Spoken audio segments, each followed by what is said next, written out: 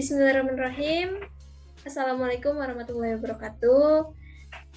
Saya Fadila Nuraili. Pada kali ini saya bersama dengan kelompok saya dari kelompok 5 akan menjelaskan tentang siklus produksi.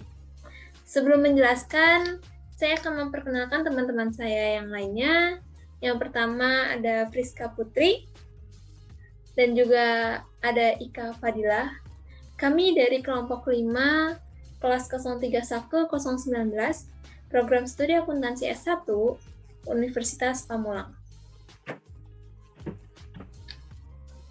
Oke, saya sebagai moderator akan mempersilahkan Saudari Ika untuk menjelaskan mengenai siklus produksi.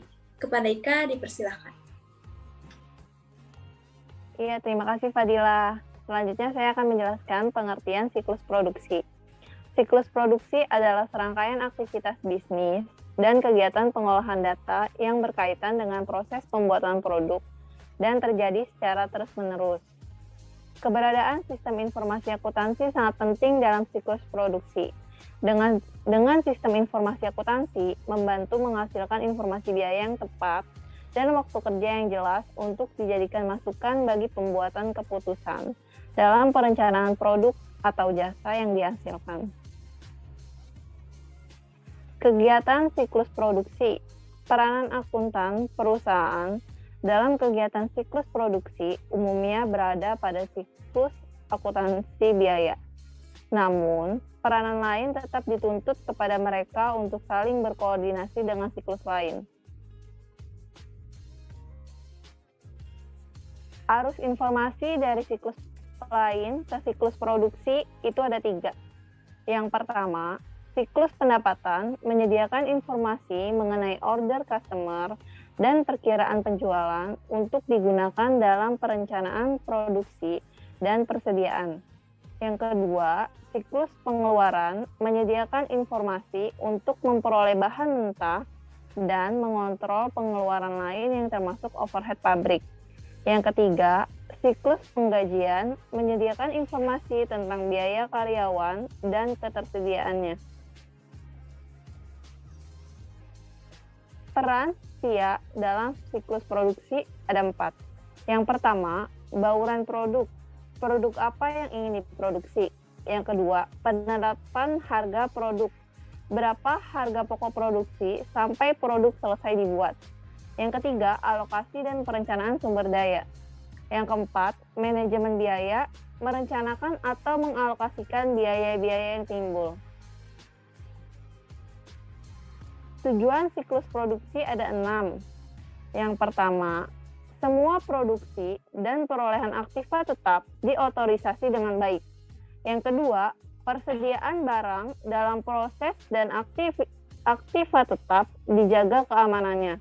Yang ketiga, semua transaksi siklus produksi yang valid dan sah akan dicatat. Yang keempat, semua transaksi siklus produksi dicatat dengan akurat. Yang kelima, catatan yang akurat dipelihara dan dilindungi dari kehilangan. Yang keenam, aktivitas siklus produksi dilakukan secara efisien dan efektif. Oke, terima kasih Kak. Selanjutnya akan dilanjutkan oleh Priska. Kepada Priska dipersilahkan. Baik, terima kasih Kak Dila. Materi selanjutnya saya akan jelaskan. Aktivitas siklus produksi ada 4, yaitu 1. Desain produk, 2. Perencanaan dan penjadwalan, 3. Operasi produksi, dan yang keempat, akuntansi biaya. Ancaman dan prosedur pengendalian yang dilakukan dalam setiap aktivitas produksi. Proses atau aktivitas 1. Desain produk, sebagai ancamannya yaitu desain produk yang kurang baik. Prosedur yang dapat diterapkan adalah perbaiki informasi tentang pengaruh desain produk atas biaya dan data terinci mengenai biaya jaminan dan produk. Kedua, perencanaan dan penjadwalan. Sebagai ancamannya yaitu kelebihan produksi atau kekurangan produksi dan investasi yang tidak optimal dalam aktivitas tetap. Prosedur yang dapat diterapkan adalah sistem perencanaan produksi yang lebih baik dan tinjau dan setujui perolehan aktiva tetap pengendalian anggaran. Yang ketiga, operasi produksi. Sebagai ancamannya yaitu pencurian dan perusakan persediaan dan aktiva tetap.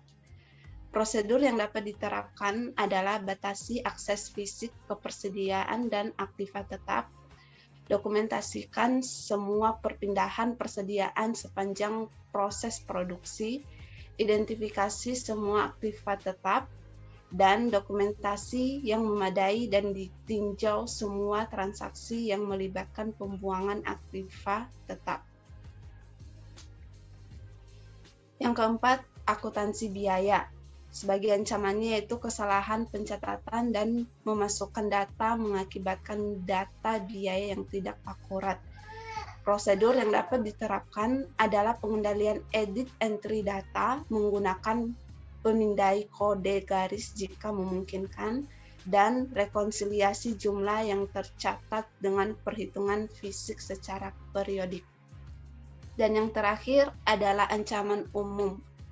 Sebagai ancamannya itu hilangnya data, kinerja yang kurang baik. Prosedur yang dapat diterapkan adalah buat cadangan dan perencanaan, pemulihan dari bencana, batasi akses ke data biaya, dan pelaporan yang lebih baik dan tepat waktu. Oke, terima kasih kepada Priska yang telah menjelaskan mengenai slide-slide sebelumnya. Selanjutnya, saya akan menjelaskan tentang contoh flowchart siklus produksi dari PT Dwi Mitra Industri Tangerang. Pada flowchart produksi kali ini terdapat 3 bagian. Yang pertama bagian produksi, bagian kontrol, dan juga bagian finishing. Dimulai pada bagian produksi, yaitu step awal adalah pemilihan bahan untuk produk yang akan diproduksi. Selanjutnya, bagian produksi akan menginput permintaan, jumlah, dan juga model produk yang akan diproduksi. Setelah itu, bagian produksi akan mulai memproses produksi produk tersebut dan dilanjutkan ke bagian kontrol yang akan menerima hasil dari produksi tersebut. Pada bagian kontrol akan memeriksa apakah produk tersebut cocok untuk dilanjutkan atau harus diproduksi kembali. Bila diproduksi kembali, maka akan dikembalikan ke bagian produksi dan akan memulai prosesnya dari awal. Jika bagian kontrol menyetujui mengenai produksi tersebut, maka akan dilanjutkan ke bagian finishing.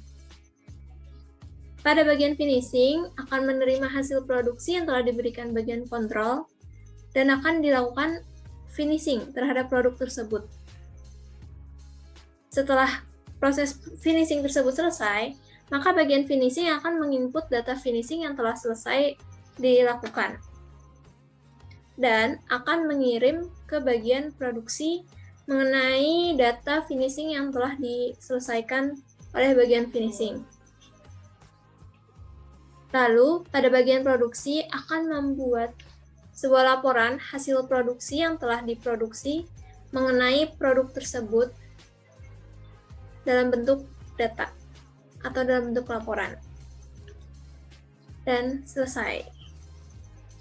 Sekian penjelasan dari kelompok kami. Mohon maaf bila masih banyak kesalahan. Kalau misalkan teman-teman ada yang mau bertanya atau kita mau ngobrol-ngobrol, bisa langsung komen di kolom komentar ya. Terima kasih, sampai jumpa di lain waktu. Assalamualaikum warahmatullahi wabarakatuh.